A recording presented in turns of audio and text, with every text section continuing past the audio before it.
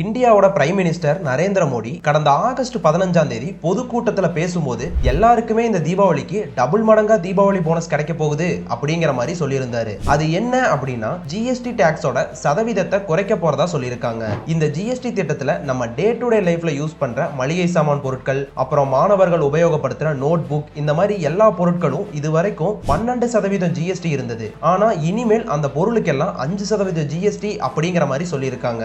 அதே போல யாரெல்லாம் டிவி, ஃப்ரிட்ஜ், ஏசி இந்த மாதிரி ஐட்டம்ஸ் வாங்கணும்னு நினைக்கிறீங்களோ அவங்களுக்கும் ஒரு நல்ல செய்தி. இதுவரைக்கும் அந்த மாதிரியான பொருளுக்கெல்லாம் 28% ஜிஎஸ்டி இருந்தது. ஆனா இனிமேல் அந்த பொருளுக்கெல்லாம் 18% தான் ஜிஎஸ்டி அப்படிங்கிற மாதிரி குறைய போகுது. அப்புறம் ஒரு முக்கியமான விஷயம் என்னன்னா, இந்த சிகரெட், பான் மசாலா, குட்கா இந்த மாதிரி தீங்கு விளைவிக்கும் பொருளுக்கெல்லாம் 40% ஜிஎஸ்டியா இன்க்ரீஸ் பண்ண போறாங்க. அதே மாதிரி ரொம்பவும் ஹைபிரிட்டா இருக்க காருக்கெல்லாம் 40% ஜிஎஸ்டியா உயர்த்த போறதாகவும் சொல்லியிருக்காங்க. இதுக்கான காரணம் என்னன்னா, இந்த மாற்றங்கள் செய்யும் போது மக்களோட தேவை அதிகமாகும், அதே சமயம் வியாபாரம் அதிகமாகும், இதனால வரி வசூல் அதிகமாகும் அப்படிங்கிற நோக்கத்துல தான் இந்த திட்டத்தை அறிமுகப்படுத்துறதா இருக்காங்க.